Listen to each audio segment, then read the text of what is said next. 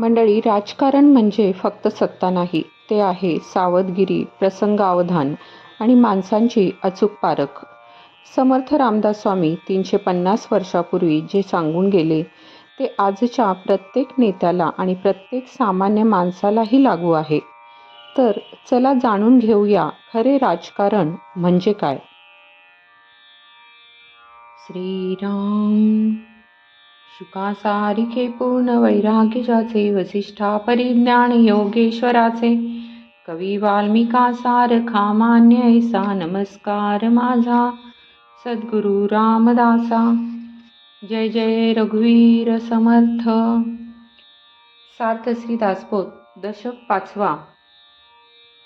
दशक 11वा. समास 5वा. राजकारण निरूपण. श्रीराम. कर्म केलेची करावे, ध्यान धरिलेची धरावे, विवरलेची विवरावे, पुन्हा निरूपण.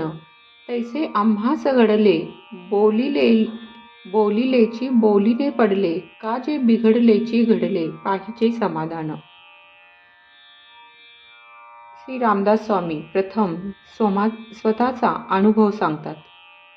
एकच कर्म पुन्हा पुन्हा करावे, भगवंताचे ध्यान पुन्हा पुन्हा धरावे, आत्मज्ञानाबद्दलच्या ऐकलेल्या विषयावर पुन्हा पुन्हा मनन करावे. माझ्या बाबतीत असेच घडले आहे. मागे जे एकदा मी सांगितले आहे तेच पुन्हा पुन्हा सांगावे लागते. पण याचे कारण असे की ऐकणाऱ्याचे समाधान पुन्हा पुन्हा बिघडते. बिघडलेले समाधान पूर्ववत होण्यासाठी तेच ते सांगावे लागते. लोकसंग्रही पुरुष लोकसमुदाय वश करून घेतो व त्यास मार्गदर्शन करण्यासाठी प्रगतीपथावर चालवितो. त्या कार्यामध्ये विक्षेप न येता लोकांची प्रगती अखंड चालू राहण्यास पुढाऱ्याने कसे वागावे हे सविस्तरपणे श्री समर्थ आपल्याला सांगत आहेत. आपला अनुयायी समूह आपल्याशी अनन्य राहणे जरूर आहे, म्हणजे मग समूहाबाहेरच्या लोकांना आपल्याबद्दल विश्वास उत्पन्न होतो. हे साध्य होणे म्हणजे पुढारीपण यशस्वी होणे समजावे. असे पुढारीपण साध्य होण्यास कसे वागावे ते पुढे सांगितले आहे. अध्यात्माची भूमिका अथवा पार्श्वभूमी हे पहिले लक्षण आहे. भगवंताचा विसर कधी पडू देऊ नये. व्यवहाराने वागणे हे दुसरे लक्षण. व्यवहार उत्तम रीतीने करण्यास लागणारे चातुर्य असावे. सर्व बाबतीत सावधपणे असणे हे तिसरे लक्षण.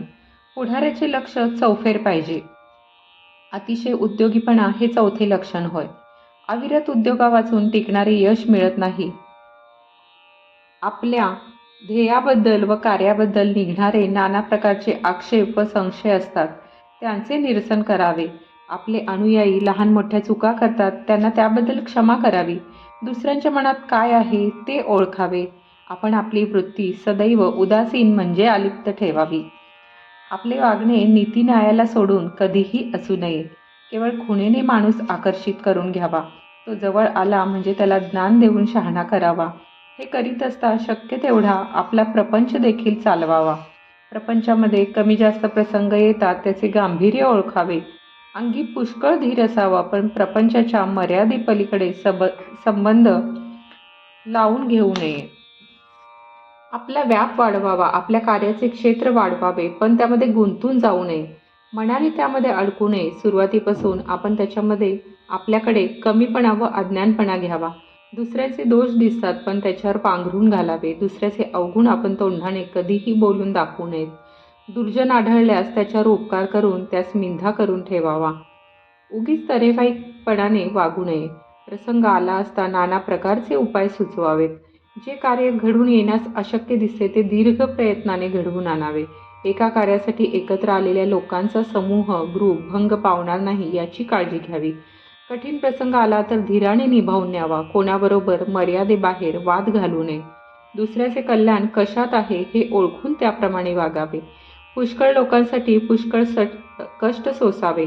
असे कष्ट सोसवत नसतील तर लोकांत सोडून एकांतात निघून जावे. दुसऱ्याचे दुःख ओळखावे, ऐकावे. ते ऐकून आपण त्यामध्ये वाटेकरी व्हावे. समूहाला सोसावे लागणारे जे दुःख असते ते भोगायला मिळालेले जे सुख असते त्यामध्ये आपण भागीदार व्हावे. खूप पाठांतर असावे. पुष्कळ ग्रंथांचे अवलोकन करावे. नेहमी विचाराने वागण्याची, विवेकपूर्ण कर्म करण्याची सवय असावी. परोपकार करण्यास केव्हाही मनापासून तयार असावे. कठीण प्रसंगामध्ये आपण शांत राहावे आणि इतरांना शांत राहण्यास शिकवावे. आपण तऱ्हेवाईपणाने वागणे सोडावे आणि इतरांना सोडण्यास शिकवावे. आपण कर्म करावे आणि इतरांकडून करून घ्यावे. एखाद्याला अपाय करायचा असेल तर त्याची वाच्यता करू नये. आपण त्यात न सापडता दुसऱ्या करवी तो घडवून आणावा. जो पुष्कळांचे सुखदुःख सोसित नाही त्याच्याकडे पुष्कळ लोक आकर्षित होत नाहीत. पण दुसऱ्यांचे किती सोसावे यास मर्यादा आहे. त्या मर्यादेबाहेर सोसणे गुण राहत नाही, कारण मग त्यामुळे आपली किंमत उरत नाही. लोकसंग्रह होण्यासाठी पुष्कळ गुप्त कार्य करावे लागते. ते करावे, परंतु लोकांना कळू देऊ नये. दुसऱ्याला छळण्याचा विचार मनामध्ये कधीही नसावा. माणसांची परीक्षा करून त्यांना बाजूस सारावे. अभिमानी माणसांचा अभिमान मोठ्या चातुर्याने नाहीसा करावा. या कारणाने दुरावलेली माणसे पुन्हा समूहामध्ये एकत्र आणावी. तापट व विवेक उण्या माणसाला दूर ठेवावा. भित्र्या व अंगचोर माणसाला आपले गुप्त बेत सांगू नयेत. अशा लोकांशी संबंध आला तर आपण दुसरीकडे निघून जावे. असो, राजकारण म्हणजे लोकसंग्रहाचे काम हे असे असते. त्यामध्ये समग्र वर्णन करणे शक्य नाही. ज्याचे चित्त एकाग्र होऊ शकते त्यालाच ते आकलन होते. आपला जीव बचावण्यासाठी माणूस भयाने झाडावर चढून बसतो. समाजामध्ये असे जे भयग्रस्त व दुबळे असतात त्यांच्या मदतीला आपण धावावे. त्या दीनदुबळ्यांना छळणारे जे असतात त्या युद्धकर्त्यांना हाकलून लावावे. अशा या परोपकार व्यवहाराचे सांगोपांग वर्णन करणे शक्य नाही. खरा निस्वार्थी लोकसंग्रही पुरुष कार्य झाले की निघून जातो. त्याला शोधले तर तो सापडत नाही. त्याचा मान सन्मान करावा म्हटले तर तो राहत नाही. इतकेच नव्हे तर चालून आलेल्या वैभवाची अभिलाषा तो धरत नाही.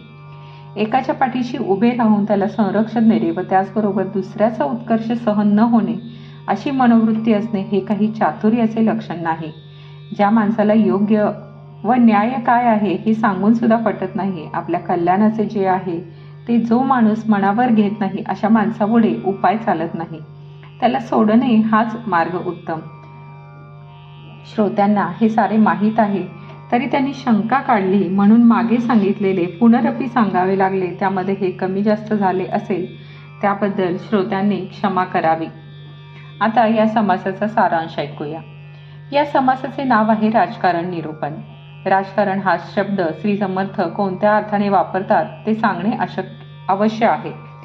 लोकसंग्रह करणाऱ्या पुरुषाचा समाजाच्या सर्व अंगांशी संबंध येतो. त्यातले त्यात आपल्या देशामध्ये धर्माला आणि अध्यात्माला विशेष मान असल्यामुळे लोकसंग्रही पुरुषाचा साधुसंत, धर्मसंस्था, राज्यसंस्था आणि अर्थसंस्था यांच्याशी अगदी निकटचा संबंध येतो. तेव्हा काय आणि आत्ता काय? आपल्या देशातील राजकीय पुढाऱ्यांना, मुत्सद्द्यांना आणि मोठ्या सेनानींना इतकेच नव्हे तर थोर क्रांतिकारकांना सुद्धा साधू संतांच्या पाठिंब्याची व आशीर्वादाची गरज भासते. अर्थात एखादा राजकीय पुढारी किंवा मोठा सेनानी एखाद्या साधूकडे वारंवार जाऊ लागला म्हणजे शासनाचे लक्ष त्या साधूकडे आपोआप जाते. विशेषतः राजा परका असेल तर त्या साधूला राजकीय उपसर्ग सोसण्याची पाळी येणे अशक्य नसते. श्री समर्थांच्या काळी राजकीय सत्ता परकी होती. राजे व राजकीय अधिकारी असहिष्णू, क्रूर व अडाणी होते. त्यांच्याशी झुंज देणाऱ्या लोकसंग्रही पुरुषांना श्री समर्थांचा पूर्ण पाठिंबा होता. अशा पुरुषांशी कसे वागावे ते सांगताना श्री समर्थ राजकारण हा शब्द वापरतात. अशा पुरुषांनी कसे वागावे हे सांगताना श्री समर्थ राजकारण हा शब्द वापरतात.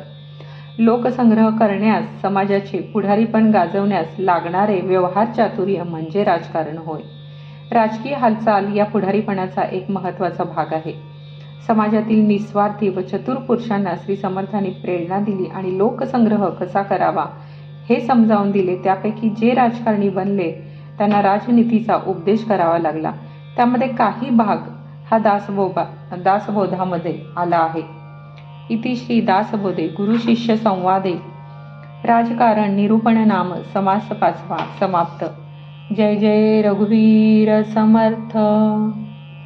तुम्हाला हा राजकारण निरूपणावरचा व्हिडिओ आवडल्यास कमेंट, लाईक, शेअर करा आणि पुढील व्हिडिओसाठी हे चॅनल सबस्क्राईब करायला विसरू नका. आणि तुम्हाला हा व्हिडिओ आवडल्यास शेअर करायला सुद्धा विसरू नका. श्रीराम.